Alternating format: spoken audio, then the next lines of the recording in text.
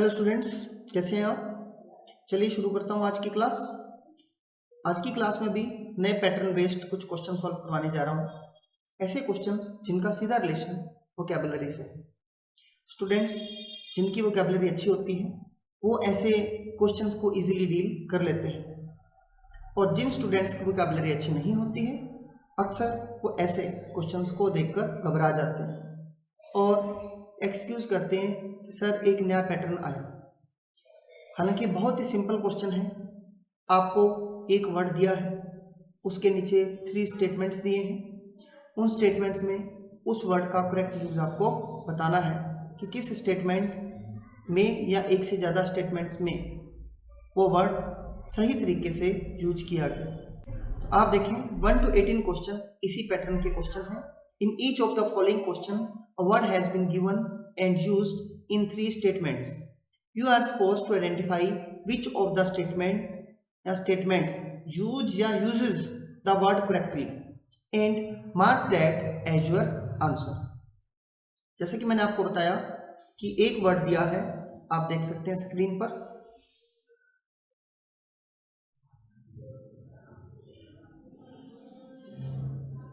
Word है pupil. अब मेरे को अगर पुपिल वर्ड का मीनिंग पता है तो मैं इजीली इसको हैंडल कर सकता हूँ। ऐसे क्वेश्चन को सॉल्व करने से पहले सबसे पहले यह देखा जाता है कि इसके जो ऑप्शन है, ऑप्शन किस प्रकार से। जैसे 1 नंबर ऑप्शन में दिया है ओनली 1 एंड सेकंड में दिया है सेकंड और थर्ड में दिया है ओनली सेकंड, फोर्थ ऑप्शन में है ओनली फर्स्ट और फिफ्थ ऑप्शन में है ओनली 3। ऑप्शन देखना इसलिए जरूरी है। ऑप्शन को देखकर हमने यह अनुमान लगा लिया कि तीनों सेंटेंस में तो इसका करेक्ट यूज नहीं है। इन तीनों में से हो सकता है एक सेंटेंस कोई सा भी हो वो गलत है, या 2 भी गलत हो सकते हैं, बट ऐसा नहीं है कि तीनों ही गलत हैं या फिर तीनों ही अपने आंसर हो सकते हैं। अब जैसे बात करता हूं पुपिल वर्ड की। अब इसका जो पहला मीनिंग होता है वो तो जो अपनी आंख होती है, आंख के बीच एक पुपिल जो काला पोर्शन होता है उसको बोलते हैं आंख की पुतली। पहला मीनिंग होता है आंख की पुतली। और इसका एक और मीनिंग होता है, पुपिल मैंने होता है शिष्य। पुपिल मीन्स शिष्य, नोट कर लीजिएगा। आंख की पुतली दूसरा मीनिंग है शिष्य, गुरु और शिष्य वाला। तो अब मेरे को देखना है, फर्स्ट लाइन दी थी the photographer focused the camera pupil on the magnificent sky line. Magnificent sky line का मतलब होता है ऊंची ऊंची इमारतों के द्वारा जब कोई आकृति का निर्माण किया जाता है उसको बोलते हैं मैग्निफिसेंट स्काई लाइन। जैसे दुबई है, अमेरिका है, कनाडा है, या बड़ी सिटीज मेट्रो सिटीज में ऊंची ऊंची इमारतें बहुत ही सुंदर परिदृश्य शो करती हैं, उसको बोलते हैं। फोटोग्राफर ने क्या किया, कैमरे की पुपिल को फोकस्ड किया। अब मेरे को ये श्योर नहीं पता कि कैमरे की पुपिल, कैमरे का जो फोकस होता है, लेंस होता है, उसको पुपिल बोलते हैं या नहीं। मेरे को इतना पता है कि आंख की पुतली को बोलते हैं और शीशे को बोलते हैं। मेरे लिए ये डाउटेड पोर्शन है, मैंने ये मान लिया कि एक बार ये डाउटेड है। मैं आगे बढ़ा। Numerous studies have revealed that, बहुत सारी स्टडीज ने यह रिवील्ड किया, वेद खोला या बताया कि dilated pupils are caused, dilated मैंने फैली हुई, पुपिल्स मैंने आंख की पुतली, are caused due to the recreation drug overdose, के जो ड्रग ओवरडोज के रिक्रिएशन के कारण जो आंख की जो पुपिल्स हैं वो फैल जाती है। अब मेरे को श्योर है कि इसका मीनिंग ये है, तो मैंने क्या किया, सेकंड नंबर को क्लिक कर लिया। मैं आगे बढ़ा थर्ड ऑप्शन पे, दो यद्यपि the commissioner had reached new heights, यद्यपि कमिश्नर नई ऊंचाइयों पर पहुंच चुका है। He always regarded himself as a pupil of the headmaster, वह अपने आप को हमेशा एक हेडमास्टर का ही शिष्य मानता है। तो मैंने देखा कि यहाँ पर जो पुपिल है शिष्य के रूप में था, थर्ड ऑप्शन भी राइट है। अब आप देखें तीनों ऑप्शन तो राइट हो नहीं सकते क्योंकि ऑल ऑफ दीज का ऑप्शन नहीं था, तो जो क्लियर कट आंसर वाले थे वो थे सेकंड और थर्ड ऑप्शन है वो है सेकंड ऑप्शन। ठीक है, तो इस प्रकार ऐसे क्वेश्चन को स्टूडेंट्स हम लोग सॉल्व करते हैं। देखिए नेक्स्ट क्वेश्चन, टेंडर।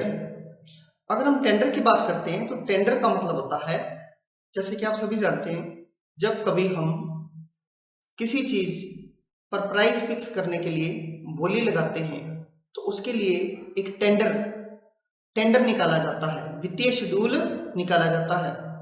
मतलब to carry out a work for a fix price करने के लिए जब हम कोई वर्क तय करते हैं, अपने बोलते हैं ना कि टेंडर निकला है उसको पास करना है, उसके लिए बोली लगाई जाती है। इसका सीधा रिलेशन बिड से होता है, याद रखना। तो यहाँ फर्स्ट मीनिंग तो इसका है कि बोली लगाकर किसी चीज को सुनिश्चित, उसके प्राइस को सुनिश्चित करना। और जो इसका सेकंड मीनिंग है वो बहुत ही इंपॉर्टेंट है, कई बार ये स्टूडेंट को पता नहीं होता कि जब कभी हम इस्तीफा देते हैं, क्या करते हैं, इस्तीफा देते हैं, तो इस्तीफा देने के लिए जो देना वर्ड है उस देना वर्ड को हमेशा टेंडर लिखा जाता है। टेंडर, रेजिग्नेशन, हमेशा इस्तीफा देने के लिए टेंडर वर्ड का यूज करते हैं। तो आप देखें फर्स्ट जो इसका स्टेटमेंट दिया है, the online system enables people to download the tender schedule free of cost and place bids। Online system peoples को अनेबल बनाता है कि वह free off cost tender schedule को डाउनलोड करें और बोली लगाएं, प्लेस बिड्स, बोली लगाएं। चूंकि इसका सीधा रिलेशन बिड से होता है, एक बार मैंने इसको सही मान लिया। Having worked on various cases, काफी केस पर काम करने के बाद the detective tendered his resignation to the agency in order to pursue music को परस्यू करने के लिए, जारी रखने के लिए जो डिटेक्टिव है उसने क्या किया, अपना इस्तीफा दे दिया। तो अब यहां इस्तीफा देने के लिए भी इसका यूज करते हैं, इसका फिक्स यूज है, तो ये भी सही था। अगर हम बात करते हैं कि केवल ऑप्शन देखकर किसी आंसर को लगाने की, इसमें ऐसा कोई ऑप्शन नहीं है जिसमें ऑल ऑफ थ्री सही हो। अगर आप श्योर हैं कि आपका फर्स्ट और सेकंड सही है तो आप फोर्थ ऑप्शन लगा सकते हैं, बट ऐसा हो सकता है कि आप श्योर ना हो, इसके लिए आपको थर्ड ऑप्शन रीड आउट करना पड़ेगा। Monthly millions of dollars are arriving in the country to schedule the tender को शेड्यूल करने के लिए मंथली मिलियंस ऑफ डॉलर्स आ रहे हैं इस देश में। अब मैं जैसे ही थर्ड स्टेटमेंट पढ़ता हूं तो मैं कंफ्यूज हो जाता हूं कि टेंडर को शेड्यूल करने के लिए, हालांकि यहाँ जो बिड्स वर्ड का यूज नहीं किया गया, पर फिर भी हो सकता है मेरे माइंड में ऐसा आए कि मंथली मिलियंस डॉलर्स इस देश में आ रहे हैं किसी टेंडर को शेड्यूल करने के लिए। इसका मीनिंग भी बोली लगाने के लिए हो सकता है, बट अब मैं ऑप्शन की हेल्प से इसको सॉल्व करूंगा। जब मेरे को इसका दूसरा मीनिंग क्लियर है कि रेजिग्नेशन, इस्तीफा देने के लिए हम टेंडर वर्ड यूज करते हैं, तो इसका मतलब है सेकंड ऑप्शन जो दिया है ये तो बिल्कुल राइट है। तो सेकंड ऑप्शन वाले यहाँ केवल दो ही ऑप्शन है, या तो फर्स्ट और या है फोर्थ, और किसी में भी सेकंड ऑप्शन नहीं था, सो इसलिए आप थर्ड, फिफ्थ और सेकंड ऑप्शन काट सकते हो। तो आप देखें जो फर्स्ट और फोर्थ में अगर मेरे को एक चूज करना है, तो बिड, बोली लगाने के लिए जिस शेड्यूल की आवश्यकता होती है टेंडर शेड्यूल होता है, तो यहाँ पर फोर्थ ऑप्शन बिल्कुल करेक्ट है, अपना आंसर है फोर्थ ऑप्शन। नोट कर लीजिए।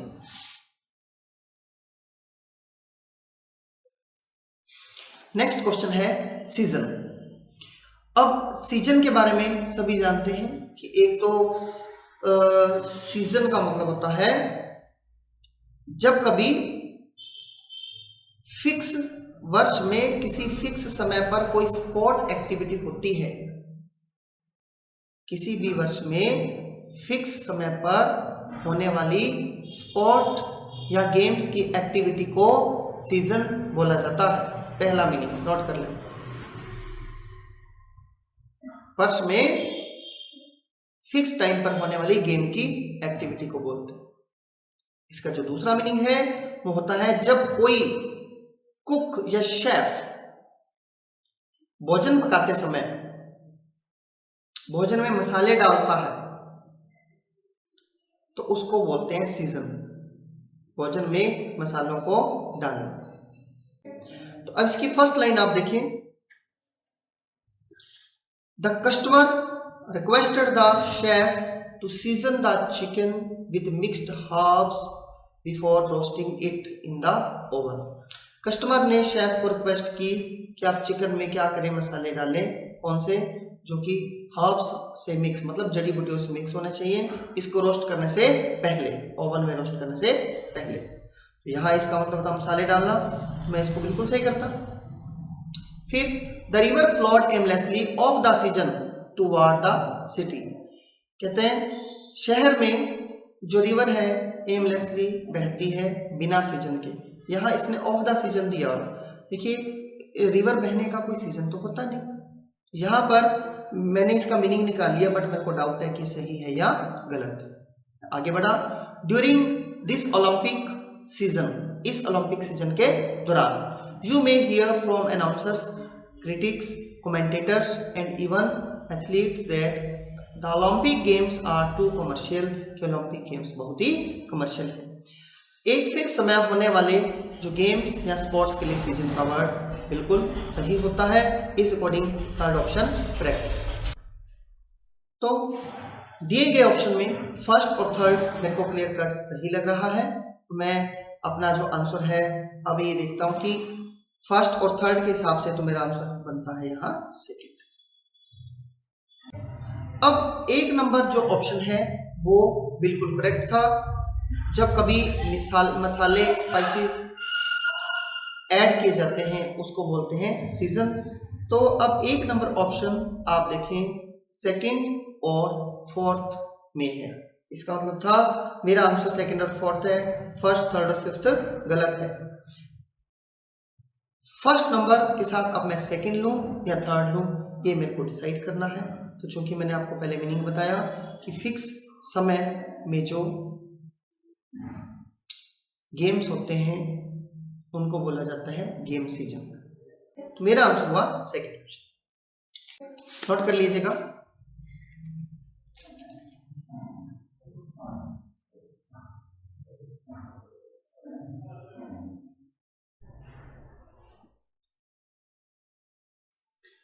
तो चलिए आगे बढ़ते हैं। नेक्स्ट क्वेश्चन है हेडविंड। बहुत ही शानदार वर्ड है ये, जिसका मीनिंग होता है, हेडविंड का मतलब होता है कि विरोधी ताकतों के द्वारा किसी काम की प्रोग्रेस को रोकना या विरोध की हवा, ये कह सकते हैं। ठीक है, किसी काम को रोकने के लिए जो विरोध किया जाता है, अपोज किया जाता है, या फिर सफलता को रोकने के लिए जो विरोधी तत्व होते हैं उनके लिए यूज किया जाता है, उस शक्ति के लिए यूज करते हैं। नोट कर लीजिएगा, विरोधी हवा या फिर सफलता को रोकने वाली हवा। हवा तो मैं बोल रहा हूं कोई ताकत हो सकती है। ठीक है, जैसे the police got headwind of the illegal drug deal and caught the criminals. Police ने इलीगल ड्रग डील की डैश को प्राप्त किया। देखिए उन्हें जब इलीगल ड्रग की डैश को प्राप्त किया और क्रिमिनल्स को पकड़ लिया, इसका मतलब विरोध प्राप्त नहीं किया था। यहाँ जो हेडविंड था वो गलत था। हाँ, यहाँ पर हेड अगर आप काट दें तो आंसर रहेगा विंड, का मतलब होता है क्ल्यू। पुलिस ने इलीगल ड्रग डील के क्ल्यू को प्राप्त किया और क्रिमिनल्स को पकड़ लिया। तो आपका जो फर्स्ट ऑप्शन है वो पूर्णतः गलत था, आंसर में नहीं है। अगर फर्स्ट ऑप्शन गलत है तो इसका मतलब है थर्ड ऑप्शन गलत, फोर्थ ऑप्शन गलत। फिर है power plant construction is facing headwinds in the USA.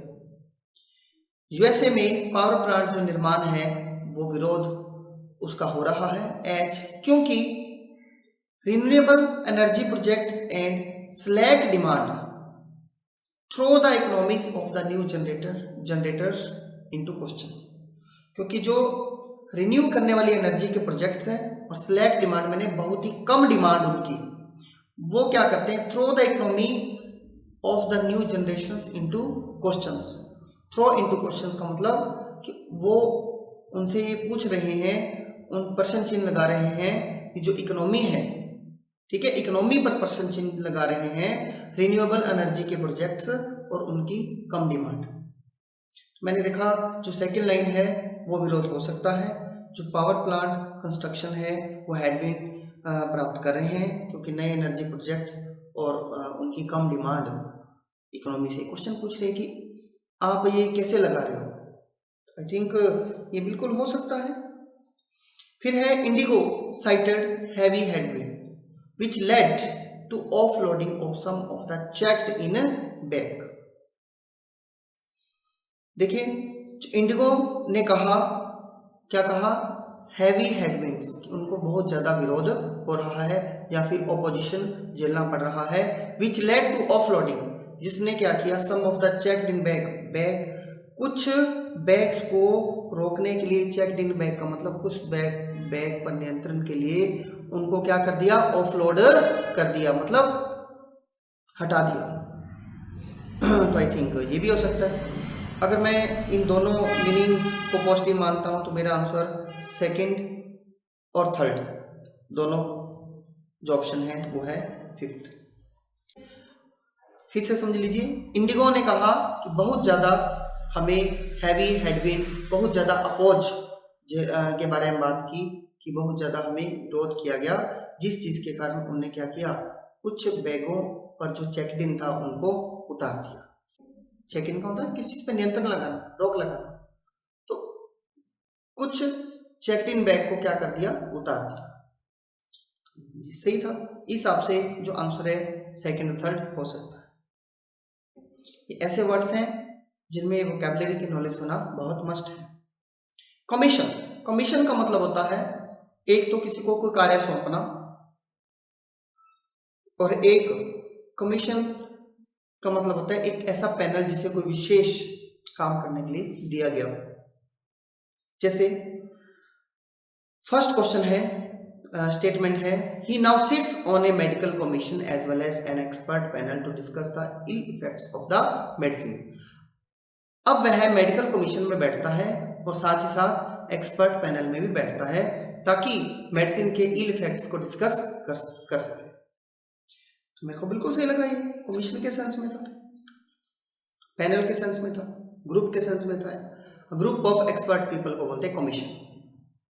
Mozart at last received a commission to write an opera.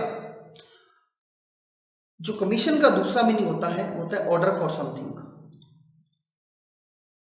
Order for something, किसी चीज का ऑर्डर प्राप्त करना। मोजार्ट है एट लास्ट रिसीव्ड को प्राप्त हो गया क्या, a commission to write an opera, एक ओपेरा लिखने का कमीशन, मतलब ऑर्डर प्राप्त हो गया। इसमें बिल्कुल सही था इसका आंसर, मैंने टिक कर दिया।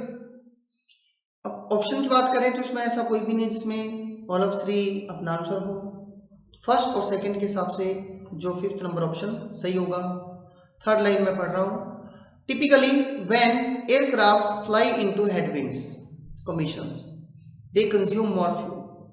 जब एयरक्राफ्ट है जो वो विरोधी हवा की कमीशन में बहते हैं, इनटू हेडविंड्स कमीशन, पैनल या फिर ऑर्डर, यहां तो दोनों मीनिंग नहीं थे। तो यहाँ तीसरे जो सेंटेंस में कमीशन का यूज दिया गया है वो रिडिकुलस है, वो मेरे को सही नहीं लगा।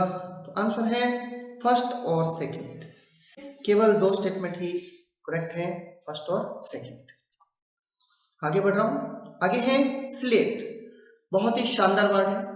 स्लेट का मतलब होता है क्लेवरनेस इन एनी वर्क, किसी काम में क्लेवरनेस को बोलते हैं, ठीक है, या फिर चतुराई जिसको बोलते हैं, कुशलता जिसको बोलते हैं।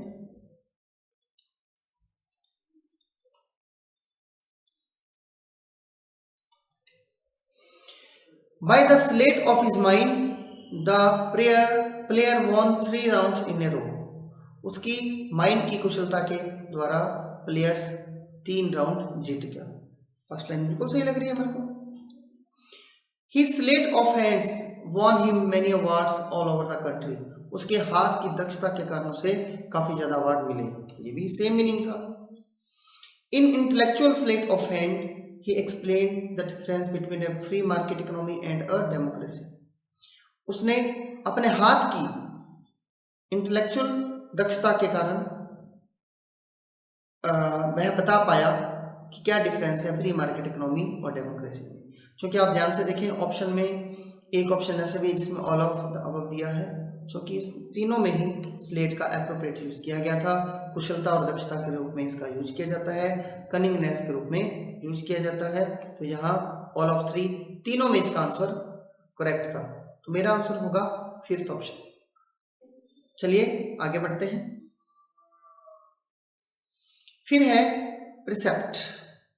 प्रिसेप्ट का मतलब होता है, पहला मीनिंग तो इसका होता है कि एक एक धारणा किसी चीज के प्रति में, किसी विषय के प्रति अपना एक, जिसको बोलते हैं जनरल रूल, जिसे सभी फॉलो करते हैं। लिख लीजिए, लिखने वाला जनरल रूल फॉलोड, मतलब अवधारणा, जिसे सामान्य सा रूल जिसे सभी फॉलो करते हैं। इसका एक और बहुत शानदार मीनिंग है जिसका होता है अरिट। सेकंड मीनिंग है अरिट। कोर्ट में रिट लगाते हैं ना, उसको बोलते हैं रिट या वारंट जिसको बोलते हैं। अब इसका जो फर्स्ट स्टेटमेंट है वो है company was a precept between the industry and the government. Company एक जनरल रूल था इंडस्ट्री और गवर्नमेंट के बीच, या कंपनी एक रिट थी।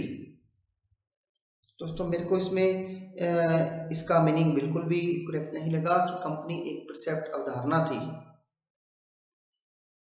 आगे बढ़ा, फॉरगोइंग प्रिसेप्ट्स, पूर्वगामी अवधारणा, he was given one more chance given the stealer past performance, उसे एक और चांस दिया गया। He was given one more chance, which was given, जिसे दिया गया किस पर, his stellar past performance। stellar का मतलब होता है रिलेटेड टू द स्टार्स, तारों से रिलेटेड, आसमान के ग्रहों से रिलेटेड जो परफॉर्मेंस उसने की उससे रिलेटेड, उसको बोलते हैं स्टीलर। तो यह एक इसमें बताया गया था फॉरगोइंग, पूर्वगामी जो परसेप्ट्स अवधारणा के आधार पर उसे एक और चांस दिया गया, और जो पूर्वगामी अवधारणा किससे रिलेटेड थी, स्टीलर पास्ट परफॉर्मेंस पर। तो मैंने देखा कि ट्रांसलेशन से इसका मीनिंग मेरे को तो करेक्ट लगा, मैंने जो सेकंड था इसको एक बार सही माना। आगे बढ़ा, the regulator issued dash precepts requiring the companies to provide information about their financials. Regulator ने क्या किया, इशू किया, क्या इशू किया, एक डैश प्रिसेप्ट्स, यहाँ प्रिसेप्ट्स का मतलब अवधारणा ने रिट है, एक रिट को इशू किया है। रिक्वायरिंग, जो चाह रही है, क्या चाह रही है कंपनी से, कि वह इंफॉर्मेशन प्रदान करे अपने फाइनेंशियल्स के बारे में। तो बताइए आंसर कौन सा होगा। मेरे को इसमें थर्ड बिल्कुल करेक्ट लग रहा है, सेकंड और थर्ड के हिसाब से ऑप्शन हुआ फोर्थ। आप नोट कर लीजिएगा कि प्रिसेप्ट का मतलब a general rule followed by all, मतलब अवधारणा। सेकंड है अरिट, सेकंड ऑप्शन में ये एक जनरल रूल फॉलोड के रूप में इसका यूज हुआ, और जो थर्ड है उसमें एक रिट के सेंस में इसका यूज हुआ। फर्स्ट ऑप्शन था बिल्कुल इनकरेक्ट था, मैंने इसको काट दिया। नेक्स्ट वर्ड पे चलते हैं, यूबिक्विटस, जिसका मीनिंग होता है सर्वव्यापक, प्रेजेंट एवरीवेयर।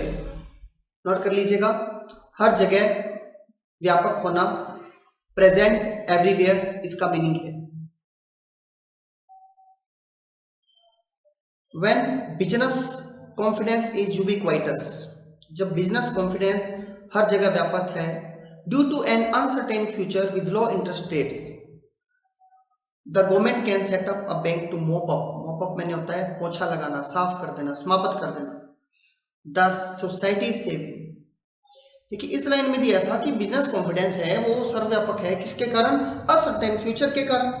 लो इंटरेस्ट रेट्स के साथ अनसर्टेन फ्यूचर है और बिजनेस कॉन्फिडेंस बहुत है, ये तो विपरीत लाइन है। जब आपका फ्यूचर अनसर्टेन है तो बिजनेस कॉन्फिडेंस तो लो होना चाहिए, यूबिक्विटिस नहीं होना चाहिए। फिर दिया है कि जो गवर्नमेंट है वो ऐसा सेटअप तैयार कर सकती है कि सोसाइटी की टोटल सेविंग को समाप्त कर दे। तो यहाँ पर जो फर्स्ट क्वेश्चन में यूबिक्विटिस का आंसर है वो गलत लगा हुआ है। फिर a famous economic historian eight Harvard university famously dash that, मैंने देखा यहाँ पर डैश यूबिक्विटिस, मेरे को यहाँ कोई वर्ब चाहिए थी, यूबिक्विटिस तो एक एडजेक्टिव होता है। Famous economic historian dash that, said that, told that, verb चाहिए, यहाँ एडजेक्टिव की तो बात ही नहीं है। मैंने स्ट्रक्चर देखकर ही इसको काट दिया, इसका जवाब यूज नहीं करते। अच्छा क्या कहा था? The greater the backwardness of a country the greater the role of the state in economic development.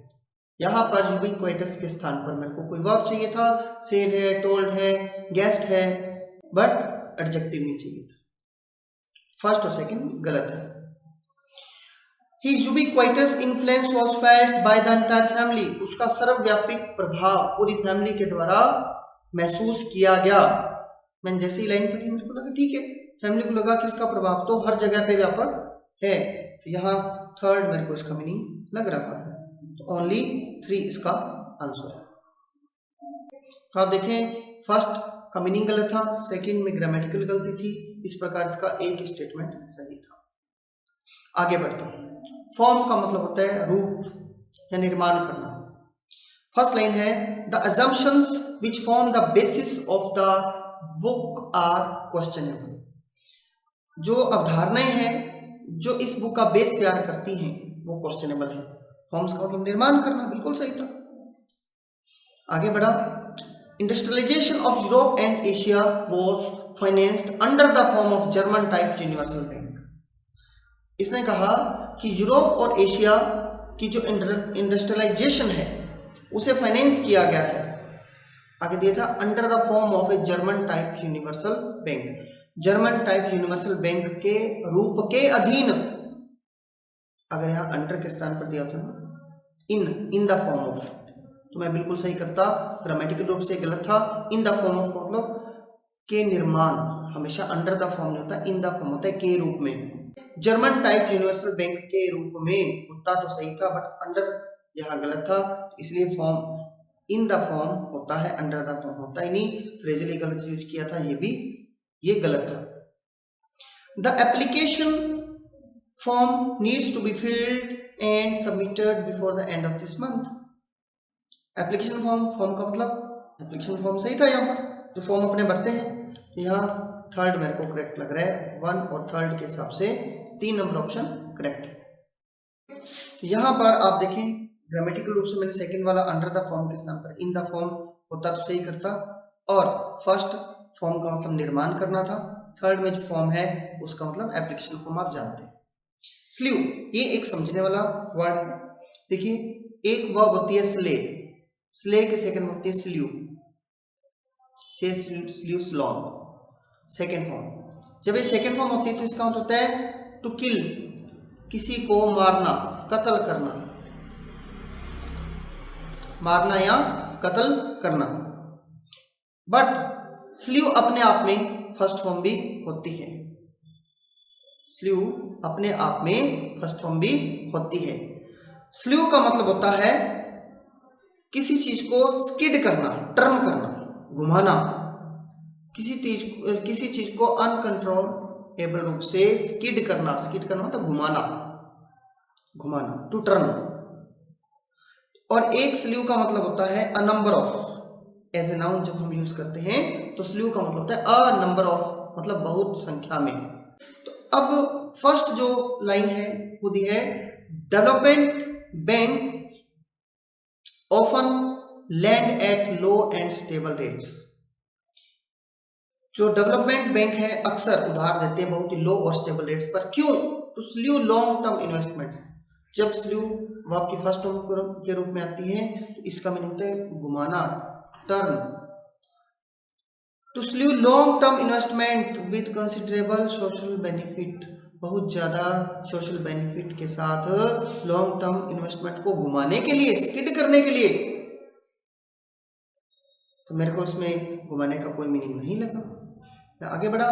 To improve access to long term finance, long term finance की पहुंच को इंप्रूव करने के लिए इट इज प्रपोज्ड, यह प्रस्तावित है, to slew an organisation to provide credit enhancement for project, कि ऑर्गेनाइजेशन को आप क्या कर दो, बहुत ज्यादा स्किड कर दो, टर्न कर दो, घुमा दो, ताकि ऑर्गेनाइजेशंस को घुमा दो ताकि हम क्रेडिट एनहांसमेंट को प्रोवाइड कर सकें।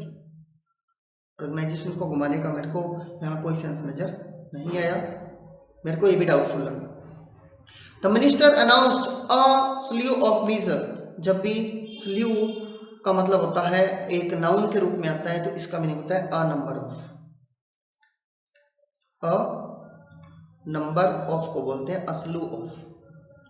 बहुत सारे मापक, टू प्रॉप अप मैंने सहारा देना, to prop up the local economy. तो इसमें दिए गए स्टेटमेंट में मेरे को केवल और केवल थर्ड स्टेटमेंट करेक्ट लग रहा है और ऑप्शन सेकंड।